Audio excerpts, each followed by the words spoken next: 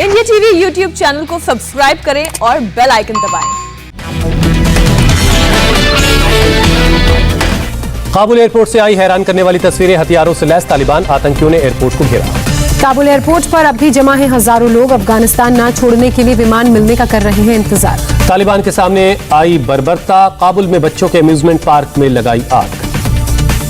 तालिबान के खिलाफ पहली बगावत। पंजशीर घाटी में 2001 के बाद पहली बार फहराया गया नदर्न अलायंस का झंडा। तालिबान के कब्जे के बाद भागे सैनिक पंजशीर घाटी में हो रहे हैं जमा। अहमद शाह मसूद के बेटे के नेतृत्व में हो रहे हैं एकजुट। तालिबान के खौफ से दहशत में अफगानी लड़कियां। काबुल एयरपोर्ट पर अमेरिकी सेना से मदद की गुहार लगाई। अफगानिस्तान से बाहर निकालने को कहा। तालिबान की इमेज बदलने की कवायद। खोखली महिलाओं की तस्वीरों पर कई जगह पोती गई काली। तालिबान की सत्ता लौटते ही काबुल की सड़कों पर लौटने लगी दहशत। सड़क पर तालिबान के लड़ाकों ने अपनी स्टाइल में दी सजा। काबुल से आई हैरान करने वाली तस्वीर। अपना आदेश नहीं मानने पर तालिबान के लड़ाकों ने लोगों पर की। तालिबान के लड़ाके शरिया कानून लागू करने में जुटे। अपना आदेश नहीं मानने वालों के सिर मुंडा रहे हैं। लोग किसी भी कीमत पर अफगानिस्तान से बस निकलना चाहते हैं। काबुल एयरपोर्ट की बाहरी दीवार पर चढ़ते नजर आए लोग। काबुल एयरपोर्ट से विमानों की उड़ान जारी। रास्ते में तालिबान के जगह जगह चेक पॉइंट्स लगाने के कारण लोगों का एयरपोर्ट पर पहुंचना मुश्किल। अमेरिकी हथियारों पर कब्जा जमा चुके तालिबान के आतंकी। अमेरिकी हथियार से लेकर ड्रोन पर अब तालिबान का कब्जा है। मॉरल पुलिसिंग के किरदार भी निभा रहा तालिबान। परवन और समांगन राज्यों में सरकारी और गैर सरकारी कर्मचारियों को अपने कर्तव्यों का पालन करने की दी नसीहत। तालिबान का समर्थन करने पर समाजवादी पार्टी के सांसद शफीकुर रहमान की बड़ी मुश्किलें। संभल पुलिस ने दर्ज किया देशद्रोह का केस। शफीकुर रहमान ने कल कहा था तालिबान ने अमेरिका से लड़कर ली आजादी। संभल के एसपी ने कहा देशद्रोह की कैटेगरी में आता है ये बयान। अपने खिलाफ देशद्रोह का केस दर्ज होने पर शफीकुर रहमान बोले, मैंने कोई बयान नहीं दिया। मैं न तालिबान का साथ हूँ न उसकी सराहना करता हूँ। थोड़ी ही देर में होगी सुरक्षा मामलों की कैबिनेट कमेटी की बैठक। अफगानिस्तान के हालात और वहां से भारतीयों को निकालने को लेकर चर्चा। अफगानिस्तान के हालात पर एक्शन में मोदी सरकार। सुरक्षा मामलों की कैबिनेट कमेटी की बैठक में सभी भारतीयों को सुरक्षित वापस लाने के निर्देश। सीसीएस की बैठक में बोले पीएम मोदी, अफगान भाइयों और बहनों की हर संभव मदद करेंगे। जरूरतमंद सिखों और हिंदुओं को भी शरण देगा भारत। काबुल से भारतीयों के रेस्क्यू मिशन पर बड़ा खुलासा। 15 अगस्त को 2 ग्लोब मास्टर ने हिंडन एयरबेस से भरी थी उड़ान। पहले विमान से 50 लोग वापस लौटे। दूसरे विमान में गरुड़ कमांडोज थे तैनात। लोगों के एयरपोर्ट के अंदर घुसने के बाद ग्लोब मास्टर ने तजाकिस्तान के लिए भरी उड़ान। अमेरिका के साथ शेयर किया पूरा प्लेन। तालिबान के नंबर 2 का नेता मुल्ला अब्दुल गनी बरादर 20 साल बाद लौटा। अफगानिस्तान कंधार एयरपोर्ट पर जबरदस्त स्वागत हुआ। अभी कतर की राजधानी दोहा में अभी तक रह रहा था। मुल्ला बरादर हो सकता है अफगानिस्तान का अगला राष्ट्रपति। 20 साल से चल रहे युद्ध का विजेता बनकर उभरा है बरादर। तालिबान संस्थापक मुल्ला उमर का रिश्तेदार है मुल्ला बरादर। अफगानिस्तान पर कब्जे के बाद तालिबान ने पहली बार की प्रेस कॉन्फ्रेंस। तालिबान को मान्यता देने की मांग की। दूतावासों को नुकसान नहीं पहुंचाने का वादा किया। तालिबान के प्रवक्ता ने की मीडिया से बात। कहा अफगानिस्तान की धरती का इस्तेमाल किसी देश के खिलाफ साजिश रचने और हमले के लिए नहीं होने देंगे। तालिबान प्रवक्ता ज़बीहुल्लाह मुजाहिद ने कहा किसी देश या व्यक्ति से बदला नहीं लेगा तालिबान के खिलाफ युद्ध लड़ने वालों को माफ करने का वादा किया। तालिबान ने कहा महिलाओं को शरिया कानून के तहत अधिकार और आजादी देंगे। हेल्थ सेक्टर और स्कूलों में काम करने देने का भी भरोसा। मीडिया को भी खुलकर काम करने के देने की बात कही। तालिबान ने कहा अफगानिस्तान के मूल्यों का ख्याल रखकर काम करे पत्रकार। अफगानिस्तान के पूर्व उपराष्ट्रपति अमरुल्लाह सालेह ने खुद को अफगानिस्तान का राष्ट्रपति घोषित किया। कहा सभी नेताओं का समर्थन चाहिए। तालिबान के सत्ता पर कब्जे के बाद काबुल में धीरे धीरे खुलने लगे हैं बाजार। दुकानदारों ने कहा खून खराबे की आशंका हुई कम।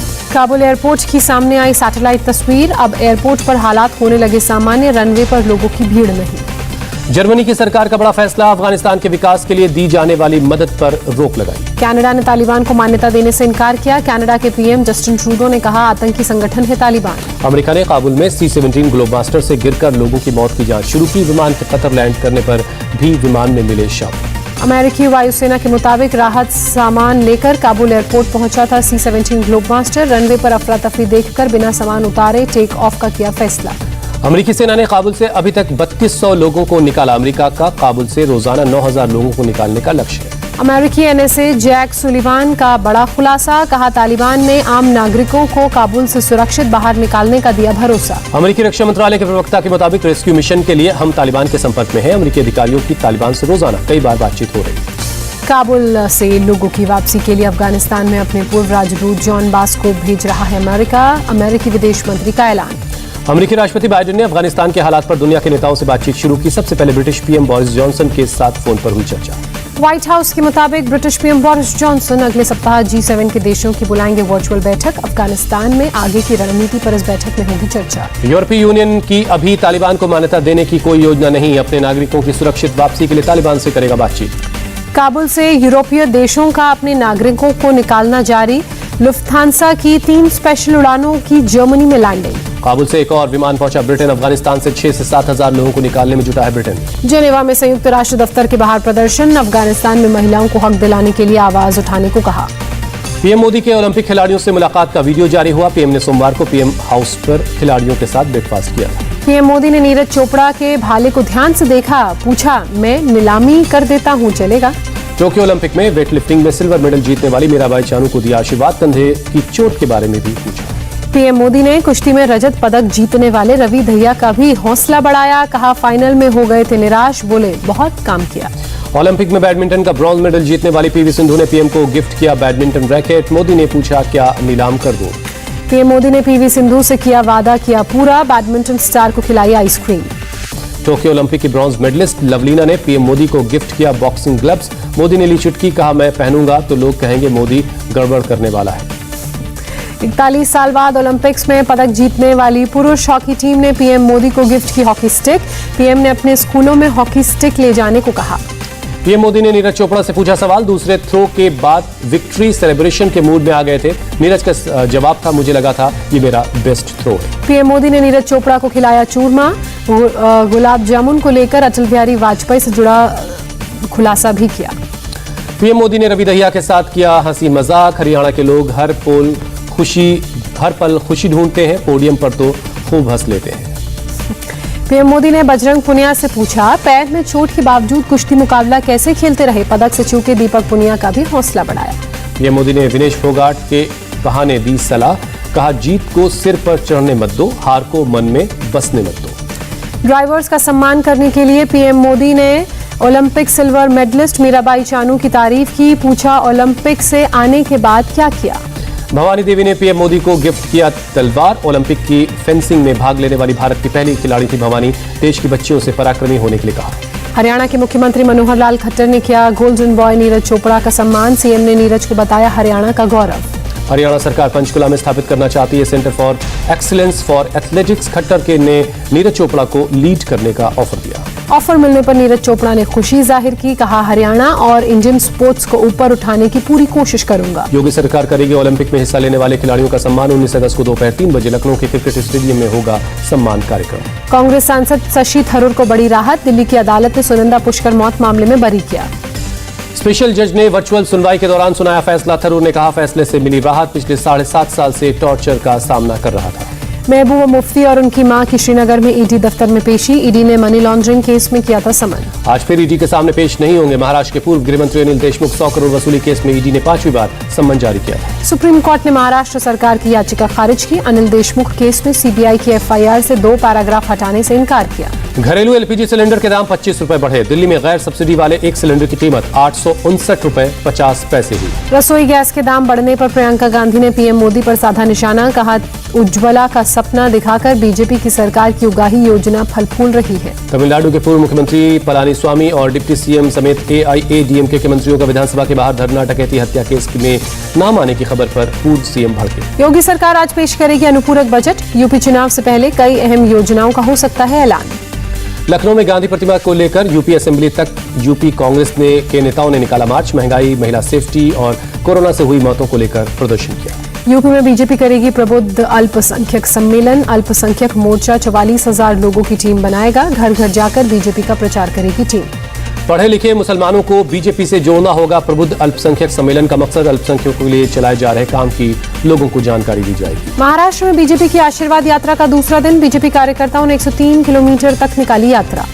जन आशीर्वाद यात्रा के जरिए बीजेपी महाराष्ट्र के लोगों की समस्याएं सुन रही है। 5 सितंबर को होने वाली एनडीए की परीक्षा में शामिल हो सकेंगी लड़कियां। सुप्रीम कोर्ट ने जारी किया आदेश। दिल्ली में बीजेपी नेताओं ने पाकिस्तान एम्बेसी के बाहर प्रोटेस्ट किया। पाकिस्तान में राजा रंजीत सिंह की मूर्ति तोड़े जाने का किया विरोध। कुलगाम में बीजेपी नेता की हत्या को लेकर डोंगरा फ्रंट के कार्यकर्ताओं ने प्रोटेस्ट किया। आतंकवादियों ने जावेद अहमद डार की गोली मारकर की थी हत्या। कश्मीर के कुलगाम में आतंकी हमला। बीजेपी नेता जावेद अहमद डार की हत्या। पुलिस ने दर्ज किया केस। इलाके में आतंकवादियों को पकड़ने के लिए सर्च ऑपरेशन जारी। बीजेपी ने हत्या की निंदा की। कुलगाम में बीजेपी नेता की हत्या पर बोले जम्मू कश्मीर के बीजेपी उपाध्यक्ष रविंद्र रैना, कहा कायर पाकिस्तानियों ने छिपकर पीठ पर वार किया। सुप्रीम कोर्ट कॉलेजियम ने की एससी के जजों के रूप में प्रमोशन के लिए 9 नामों की सिफारिश। 9 नामों में 3 महिला न्यायाधीशों के भी नाम। इंदौर में बाढ़ प्रभावितों की मदद के लिए राहत सामग्री लेकर जा रहे वाहनों को ज्योतिरादित्य सिंधिया और एमपी के जल संसाधन मंत्री तुलसीराम ने हरी झंडी दिखाकर रवाना किया। राहत सामग्री विदा करने के बाद बोले ज्योतिरादित्य सिंधिया, पीएम के हवाई चप्पल वाला भी हवाई सफर कर सके वाले सपने को करना है साकार। पिछले 4 साल में शुरू किए गए नए एयरपोर्ट्स। केंद्र सरकार की कई टीमें लैंडस्लाइड और पहाड़ों से पत्थर गिरने के कारणों का पता लगाने के लिए पहुंची किन्नौर। कुछ दिन पहले किन्नौर में हुई थी भयंकर लैंडस्लाइड। देश में एक दिन में कोरोना के 35,000 से ज्यादा नए मामले सामने आए। 440 लोगों ने जान गंवाई।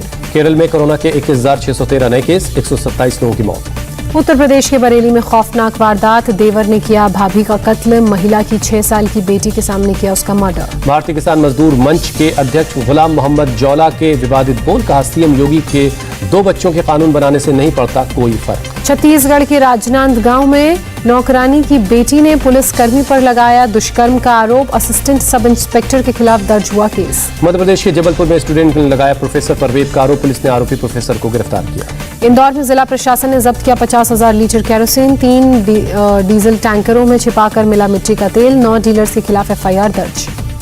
चेन्नई के मंदिर में महिला पुजारी ने औधुवर का संभाला कार्यभार। राज्य सरकार ने की है नियुक्ति। चंडीगढ़ में ई बाइक शेयरिंग प्रोजेक्ट लॉन्च होने के बाद आम जनता ने लिया बाइक राइड का मजा। चंडीगढ़ के मेयर बोले साइकिल के लिए लोगों का क्रेज देखते हुए शुरू किया गया ये प्रोजेक्ट।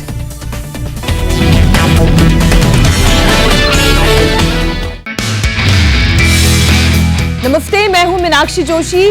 वीडियो और खबरों से अपडेट रहने के लिए India TV YouTube channel subscribe करें, बेल आइकन दबाना ना भूलें। जुड़े रहें इंडिया टीवी के साथ।